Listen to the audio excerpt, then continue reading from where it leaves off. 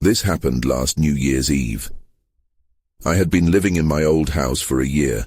I thought moving here would be nice, but something felt off. My friends were coming over for the celebration, and I prepared a small feast. The day was quiet, but I heard laughter outside. It sounded happy, far away. I smiled for a moment, thinking it would be a fun night. As the clock ticked closer to midnight, my house grew silent. The laughter faded, and I felt a chill creep into my bones. I dismissed it as my imagination. My friends arrived, and we toasted. I tried to join in on the fun, but the unease lurked in my mind. Around 10, I went to the kitchen for snacks.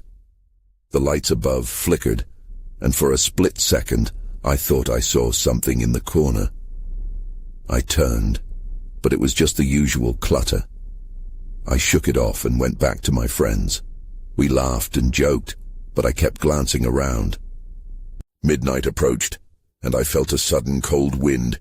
It wrapped around me like ice.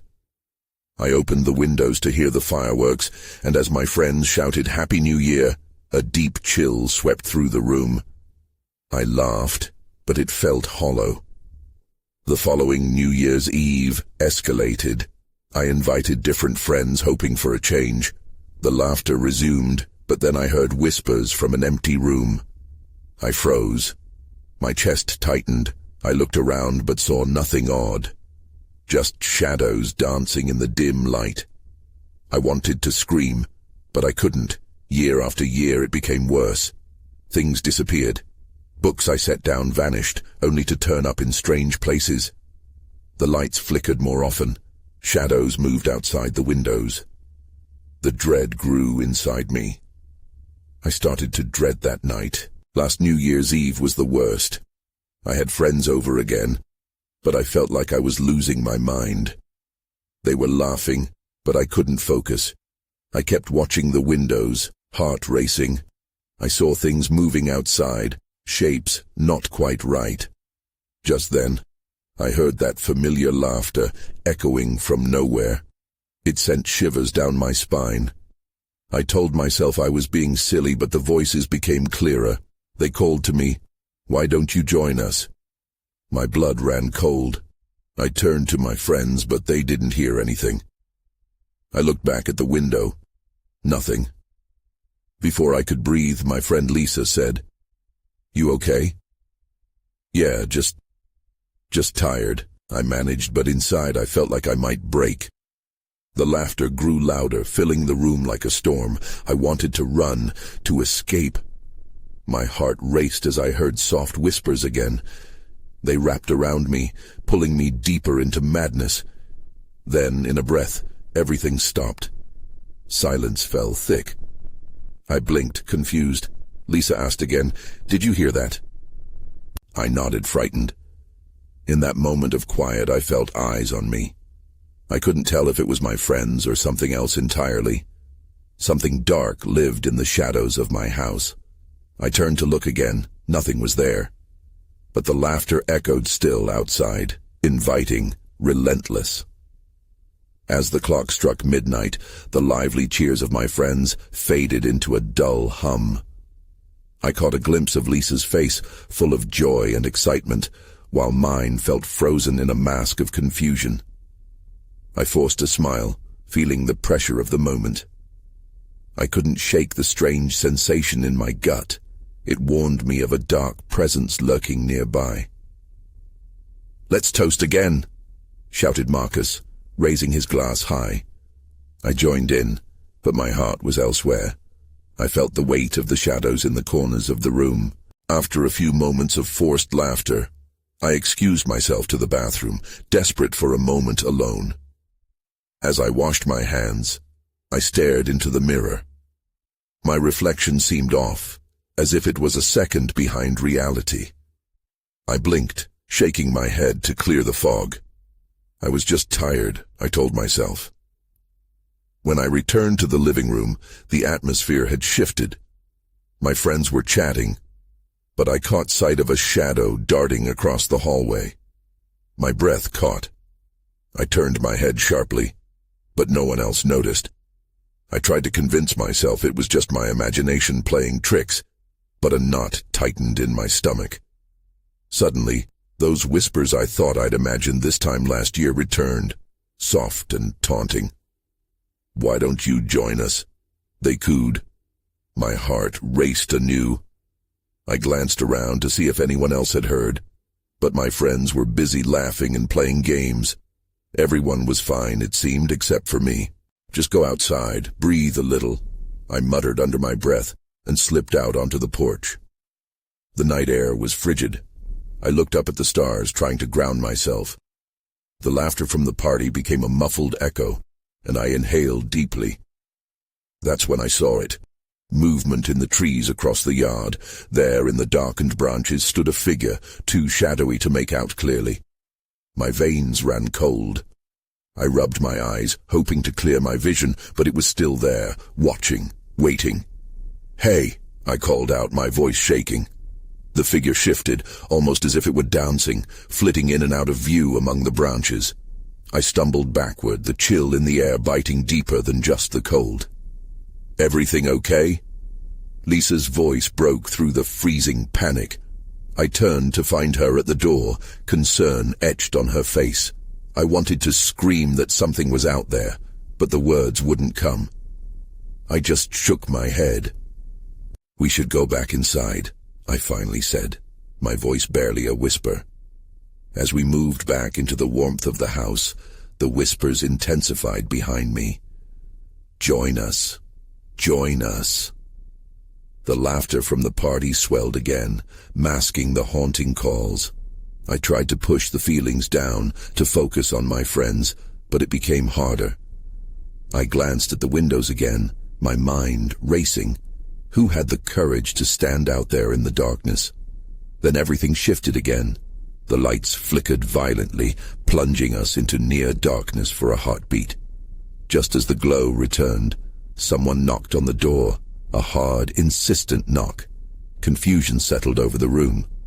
"Who's that?" Marcus asked, standing up. The laughter morphed into a low, winding howl all around me. Something in me knew we were no longer alone. I straightened, dread settling into my chest. I'll get it," I stammered, before stepping cautiously toward the door, heart pounding. What awaited me on the other side? I could feel the shadows gathering around me, ready to pull me into their depths. The moment I reached for the doorknob, a chill shot through my hand. I hesitated, the whispers growing louder in my mind, urging me to turn back. What if it's nothing? I thought. But something inside me knew, deep down, that it was more than just an unexpected visitor. I opened the door with a creak, revealing nothing but darkness. The porch light flickered erratically, casting strange shadows across the ground.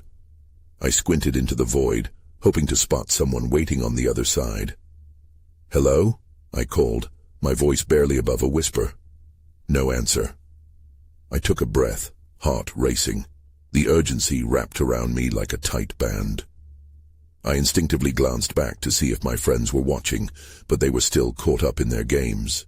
Then I noticed a small object at my feet, a piece of folded paper. Curiosity overcame my fear. I picked it up and unfolded it, my heart racing as I read the words scrawled in messy handwriting. "You shouldn't have come back." My stomach dropped.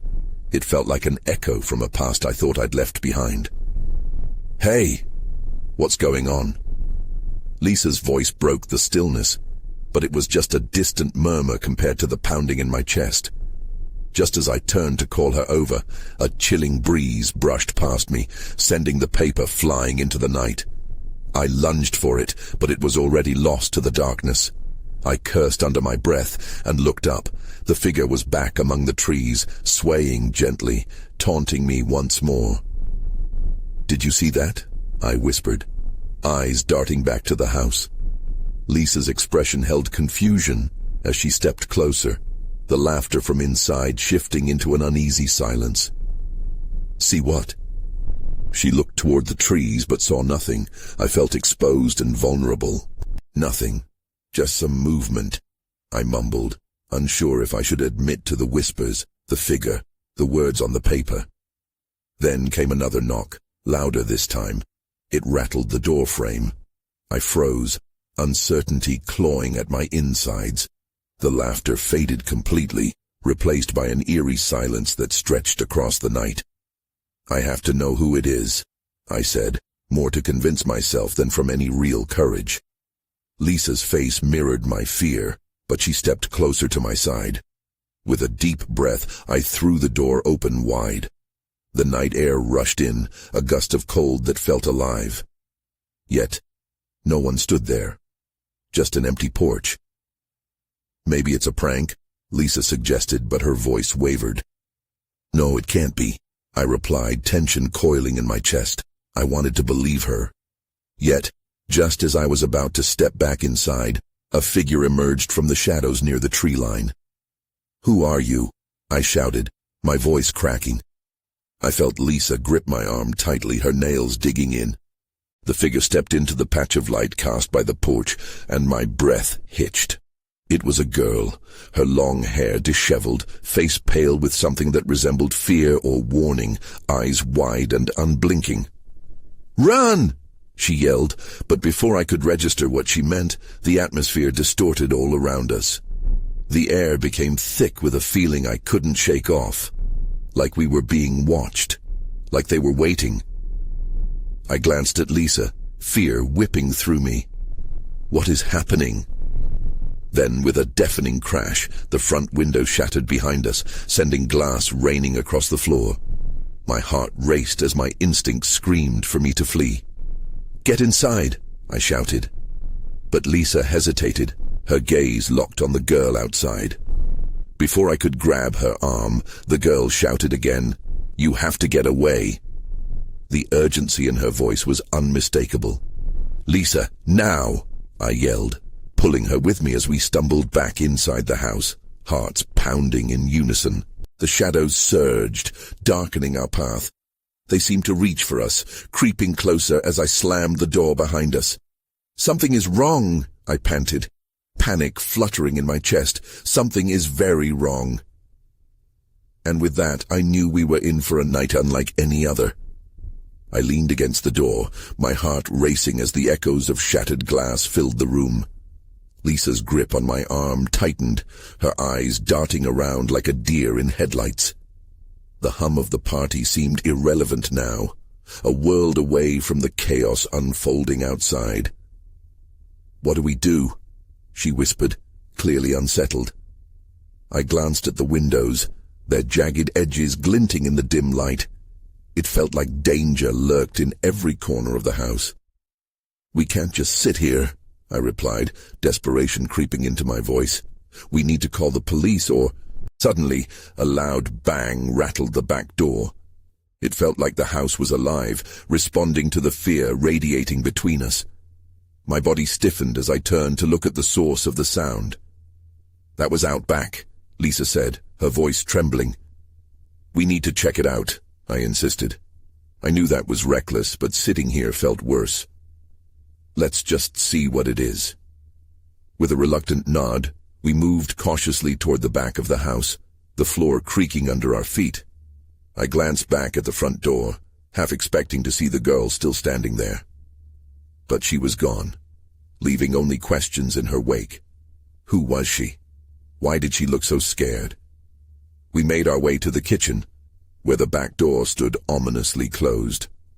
My hand hesitated on the knob, but Lisa leaned closer, her breath hitching in her throat. What if it's something worse? My mind raced with thoughts of the figure in the shadows. We need to be ready for anything. Taking a deep breath, I flung the door open. The night air rushed in, cold as ice, but the backyard revealed nothing. At first, the moon illuminated the garden and the grass, but no one stood there, no shadows creeping in wait. "I don't see anything," Lisa whispered, peering around nervously. Maybe it was just an animal.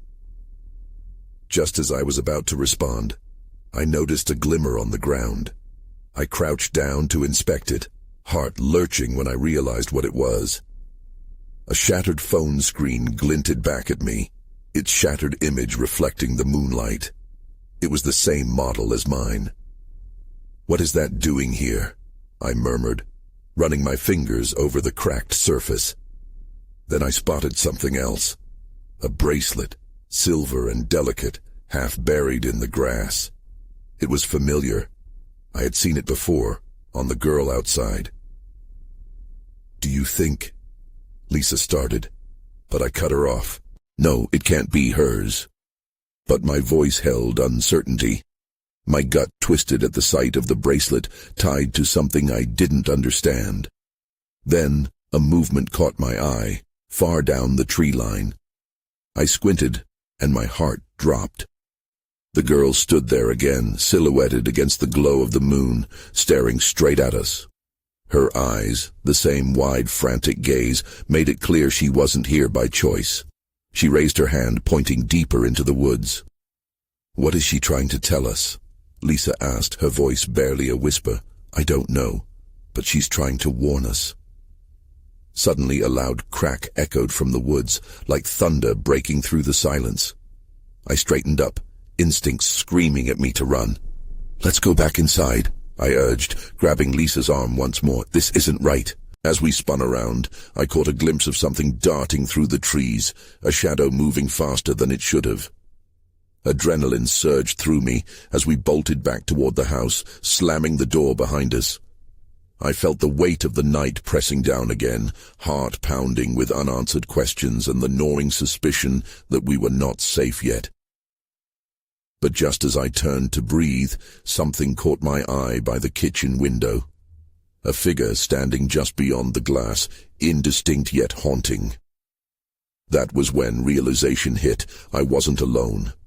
I pressed my back against the cool wall, trying to calm my racing heart. The figure by the window was too close, moving with a slow, deliberate purpose. I held my breath. "Did you see that?" I whispered to Lisa, not daring to take my eyes off the shadow. "See what?"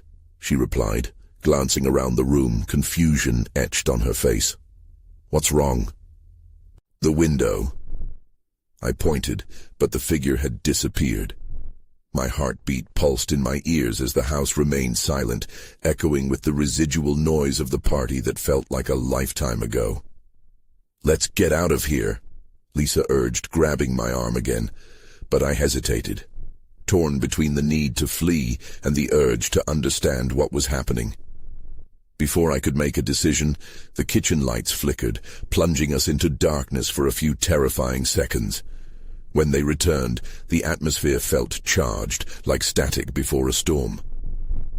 "There's definitely something wrong," I said, my voice shaking. "We should go to the living room, away from the windows." Lisa nodded, clearly scared, and we retreated further into the house. As we moved past the hallway, I noticed the air grew colder. A chill ran down my spine, but it wasn't from the temperature. I felt like we were being watched. I quickened my pace, leading Lisa into the living room where the party had once roared with laughter. "What do you think is going on?" she asked, still glancing nervously toward the back door. I shrugged, my thoughts racing. "I don't know, but it feels like something is after us," I replied. Just then, the front porch creaked as if someone was on it. Lisa jumped, gripping my arm tighter. "Should we lock the doors?" she asked, her eyes wide. "Yes, do it now," I commanded. I moved to the front door to secure it while she hurried to the back. As I turned the deadbolt, I felt an overwhelming urge to look outside again. Through the window, outlines of figures began to emerge, cloaked in darkness, more than one. My stomach twisted in fear. "What's happening?" Lisa's voice trembled behind me. I started, but was cut off by the sound of glass shattering, this time from the front of the house. It felt like time froze. "Get down!" I yelled, instinctively pulling her toward the couch. We crouched low, breathing heavily as another crash echoed through the darkness. Through the chaos, I could barely hear footsteps approaching the back door, punctuated by a haunting chill that pressed against my skin. "Who is it?" Lisa whispered, quaking beside me. I didn't have an answer. Then, as suddenly as it had started, everything went silent. It was a heavy silence, almost suffocating. I caught movement again outside the window, figures darting like shadows closing in around the house. Staring through the thick darkness, my heart raced anew. I spotted something on the ground, a scarf fluttering in the breeze. It was red and white, unmistakable. "That's hers!" I exclaimed, recognition dawning. "That girl! She must be connected to this somehow." "Why would someone be after her?" Lisa asked, her voice quaking. I shook my head with urgency, just as a loud thud came from the back door. I grasped the couch's edge, feeling the wood splinter beneath my nails. "Something's trying to get in," I said, dread washing over me. Everything shifted, and a horrific thought pierced my mind. Maybe this wasn't about the girl after all. Just then, the lights flickered again, and a grating sound filled the air. A low growl coming from somewhere in the dark, distant yet unyielding. I turned to Lisa, panic flooding my chest. "We need to get out of here, now." We darted toward the back of the house, the growl still reverberating through the walls. I glanced at Lisa, her face pale and scrunched in fear. She was right beside me, but it felt like we were moving in slow motion. Every step echoed, as if the house were amplifying our terror. The back door was solid, and I pressed my ear against it. The growl had faded, replaced by a strange rustling, like something was dragging across the porch outside. I could see the glow from the streetlights flickering through the small window above the door.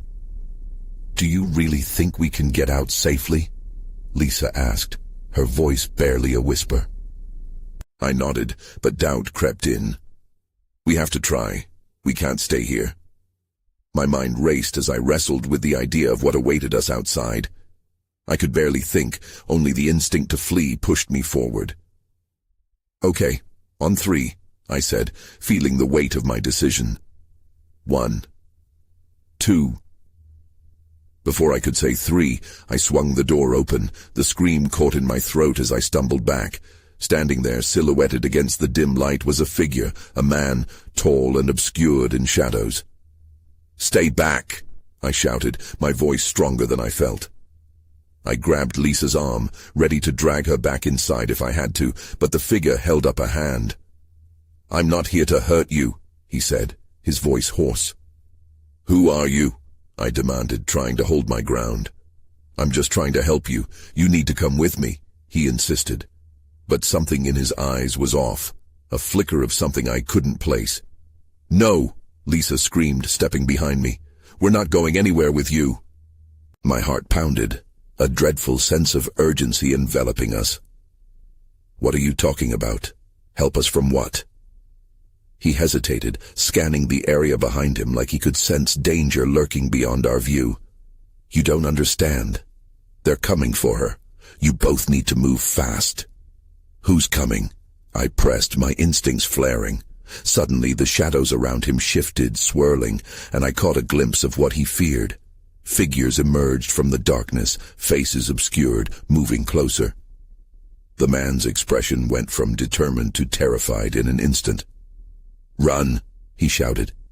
Before I could react, he was gone, slipping back into the darkness. But the figures were right there, closing in. I pulled Lisa back inside, slamming the door just as the first shadow hit it. The force rattled the frame, sending vibrations up my arm. We scrambled away from the door, breathless. "What just happened?" Lisa gasped, her eyes wide. "I don't know," I panted, feeling the adrenaline rush through me. "But I think we need to find another way out." Every moment felt stretched, the walls closing in. A sound echoed through the house again, a series of knocks followed by a low, haunting voice. "Let us in." Before I could think, a thought crashed through my mind. I didn't just need to escape. I needed to know who these figures were and what they wanted. "Let's check the back window," I said, my voice shaky but resolute. I took a step toward the kitchen, but then my eyes darted to the hall. A shadow moved just beyond the corner. "Did you see that?" I asked, body tense. Lisa nodded, and we both stepped forward cautiously, hearts racing. As I approached, I felt the chill creeping up my spine again. It was time to confront whatever was waiting for us in the dark. But as I peered around the corner, dread settled deep in my gut. That's when I saw it. A figure clad in that same red and white scarf, staring back at me from deeper in the hall. The figure didn't move. Its gaze locked onto mine, eyes dark and unyielding. My heart thudded in my chest, each beat a reminder of the danger that loomed in the air. Lisa's breath hitched beside me, but we were too frozen to make a sound. Is it looking at us?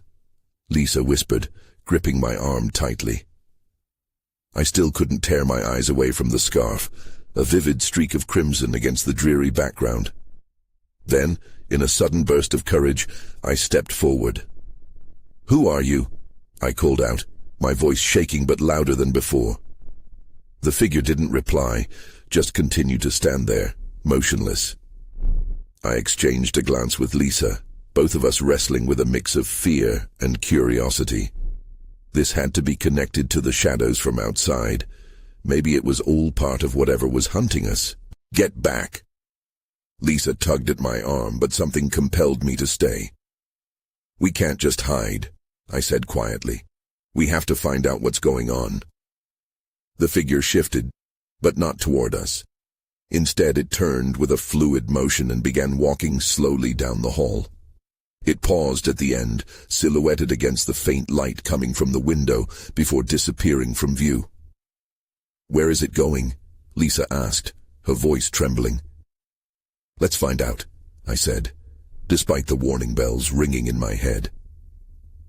I took a step forward, and Lisa followed reluctantly. We crept down the dark hall, each creak of the floorboards sending chills through me. The air felt thicker here, like we were wading through a fog. Just as I reached the spot where the figure had stood, I noticed something glinting on the floor. I leaned down and picked it up. It was a key, a rusted old thing covered in dirt. I turned it over in my hand, wondering what it could unlock. "Do you think it belongs to the man?" Lisa asked, peering over my shoulder. "I don't know, but it's our best lead," I replied, barely thinking as I pocketed the key. "Come on, let's keep moving."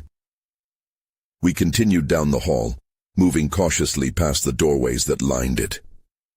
Each one felt like a portal to something we weren't ready to face. I could still hear the low rumbling outside, the whisper of shadows waiting for their moment. Then a sound broke the silence. A soft whisper, but clear enough to make out. "Help me." It came from a room to our right. I turned toward it, instinct screaming at me to run. "Did you hear that?" I asked, my throat dry. Lisa nodded, but her eyes were wide with terror. "We can't. We should get out." Before I could respond, the door to that room creaked open slightly, a sliver of darkness spilling into the hall. "Help me." The voice pleaded again, more urgent this time. I hesitated, torn between running and discovering the truth behind that voice. But there was a weight pulling me toward it. Something deep inside that said I needed to know. "Stay here," I whispered to Lisa as I stepped closer to the door. I grasped the handle, heart racing, and took a deep breath. Then, with a slow turn, I pushed the door open. Inside, the room was shrouded in shadows, but something shimmered in the darkness. I gasped as the light flickered on, revealing. But then everything shifted. The shadows seemed to pull away as a flood of figures emerged, and the door slammed behind me. I was no longer alone. A chill swept through my body as I realized the gathering had just begun. The figures stepped forward, their faces hidden beneath hoods. They moved with an eerie synchrony, like a distorted reflection in a still pond. I opened my mouth to scream, but no sound came out. Panic surged through me. I darted for the door, but it wouldn't budge. "Help me!" the voice cried again, cutting through the confusion and fear. I turned back toward the shadows in the room.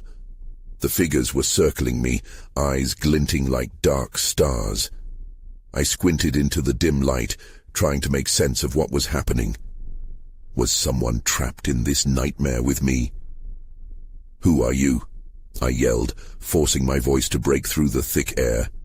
One figure stepped forward, pulling back its hood to reveal a gaunt face, pale as bone. "You should not have come here," it rasped, the voice gravelly and hollow. "You cannot leave until the truth is revealed." My heart raced. What truth? Let me out of here. The figure shook its head slowly, a haunting grin spreading across its lips. "The truth binds you here as it binds the others." "The others?" I glanced around, noticing for the first time that there were indeed more souls in the room. Each of them was trapped in a kind of trance, faces ghostly pale, their eyes wide with something I could only describe as despair. My breath hitched as I took a step backward, bumping into something solid. I turned and found myself against a wall. The room felt smaller, suffocating. "What do you want from me?" I shouted. The figure tilted its head, curious almost. "We want nothing. You must unveil the hidden past.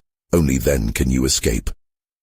The whispers around me grew louder, a chorus of despair. "Find the key. Find the key." They called, each sound a different pitch of fear.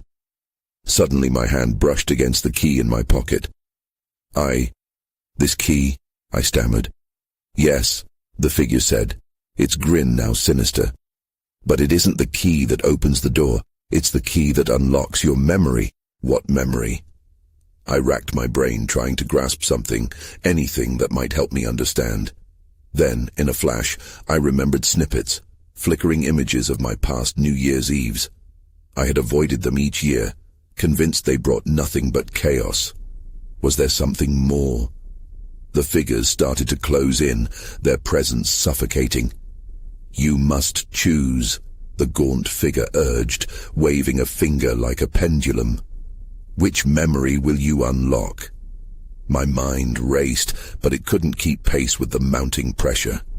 I felt the walls pulse, the shadows growing ever closer. I needed to choose now.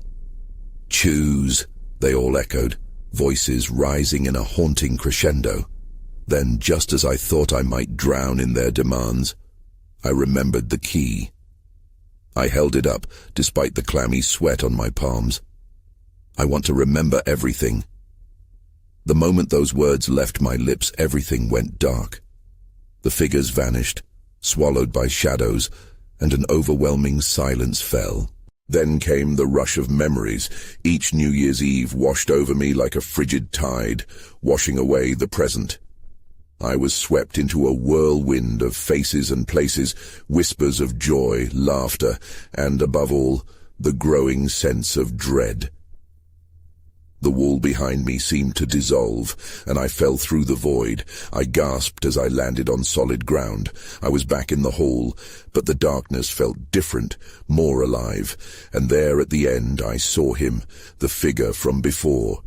The key slipped from my fingers and clanked to the floor. I ran toward him, my heart pounding in my ears. "What have you done?" His voice echoed, full of dread.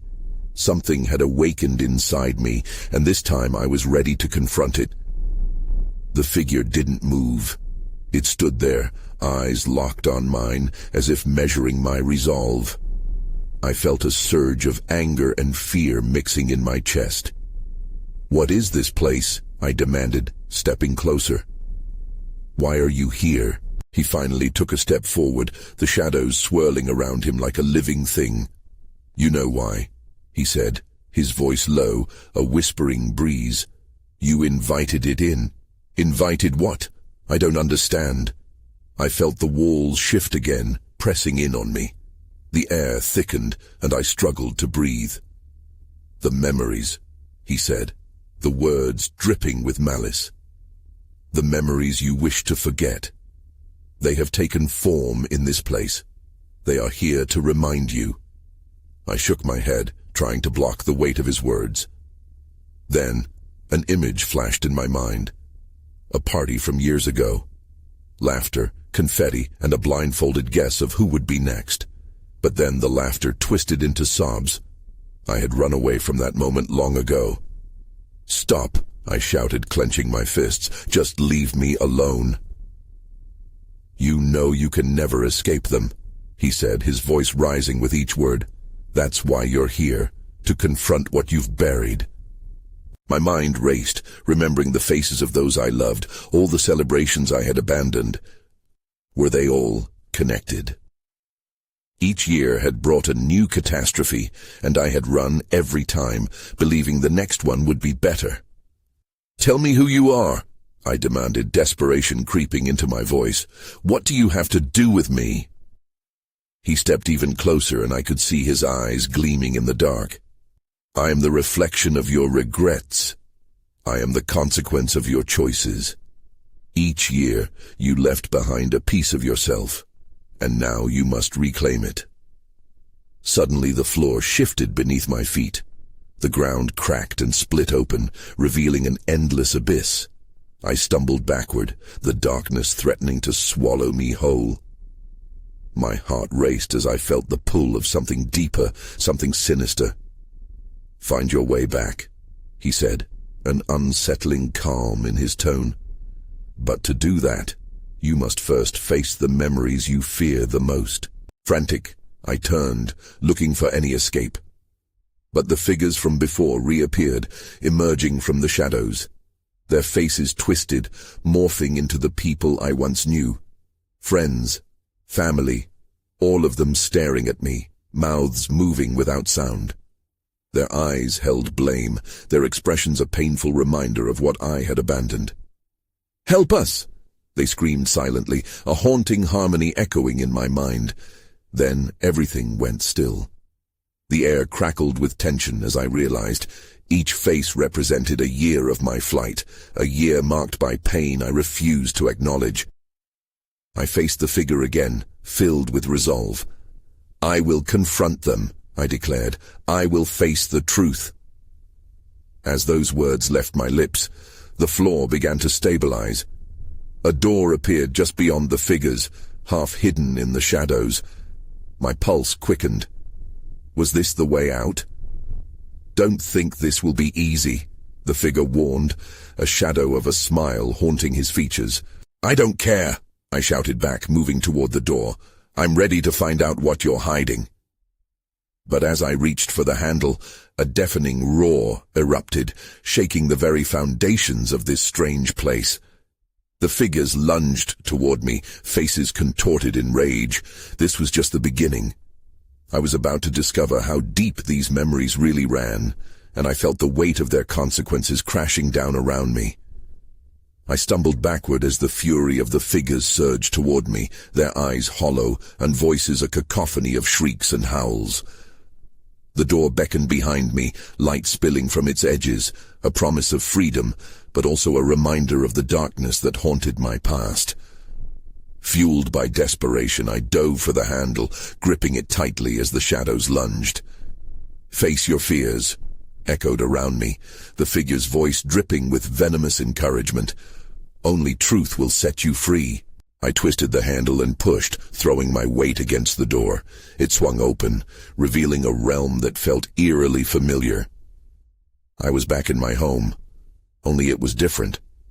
The walls were adorned with memories, photographs of past New Year's Eves, each depicting joy, laughter, and celebration, contrasted by an unsettling backdrop of shadowy figures lurking just behind my friends and family, their gazes fixated on me. My legs felt heavy as I entered the lingering spectre of nostalgia. I could see my younger self, lips curled in a smile, surrounded by people who loved me.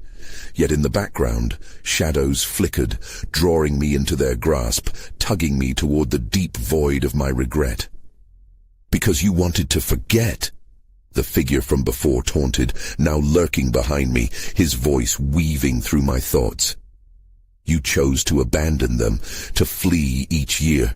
Now look at what you've created, a prison of memories." "No!" I shouted, hands shaking as I stepped closer to the illuminated tableau. "I wanted to move on. I thought it was for the best. Did it ever occur to you that running may have made it worse?" He sneered, gesturing to the photographs, each moment conspiring against me. I felt the pang of guilt twist within. How many times had I ignored invitations, guilty about things I couldn't control? How many friends had I shut out when they just wanted to celebrate? With all my might, I faced the figure. I won't let you trap me in these memories any longer. I'll confront them. His laughter resonated in the air, a sound heavy with mockery. But then it faded as I stepped up to the photographs, fingers brushing against the glass. Each picture became a portal, rewinding the years into clarity, memories speared through with regret, woven together by the choices I made or failed to make, the bonds I broke. Help me, the voices echoed from beyond the glass, pleading, remember us, choose us. I saw their faces again, loved ones lost in shadows, bleeding regret. Then a rush of realization washed over me. I couldn't just reclaim the joy. I had to acknowledge the pain, the choices that left scars. I'm sorry, I whispered, the words spilling out like healing balm, directed to the smiling faces framed around me. I was scared.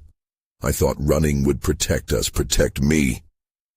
As the confession left my lips, the atmosphere shifted.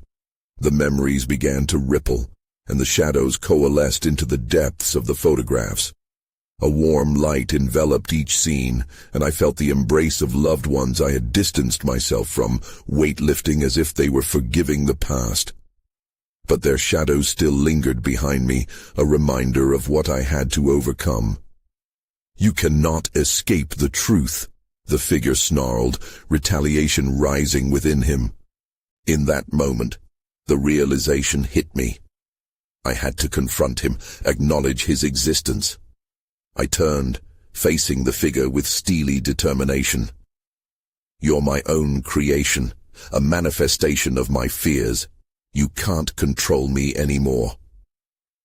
With those words echoing in my heart, I advanced, embracing the shadows, absorbing the weight of my mistakes, transforming that pain into strength. I own my past, and I am ready to step into the light. The figure recoiled, the force of my declaration shattering the darkness. With a final gasp, he melted away into a swirling mist, the void he inhabited lifting from my chest. As the atmosphere brightened, the memories scattered like autumn leaves. I blinked as the world fell away, and suddenly I found myself standing outside my home, my friends milling about, unaware of the turmoil I had just faced. It was New Year's Eve once more, and laughter floated up to me, mingling with a distant echo of the shadows I had confronted. I felt the weight of uncertainty press against me, yet it was lightened by the realization that I could change, could reconnect with those I had shut out. But I knew the shadows wouldn't disappear completely. They had become part of me, a reminder not of failure, but of growth. A complex tapestry of experiences woven into the fabric of my being. As I stepped toward my friends, laughter folding around me, I glanced back one last time as the lingering shadows danced at the edge of my vision. Ambiguity hung thick in the air. The line between reality and memory would blur, the past forever shadowing the present. I wouldn't ever escape it completely, but I now understood. Returning to the light meant facing the darkness. Somehow that was enough for me.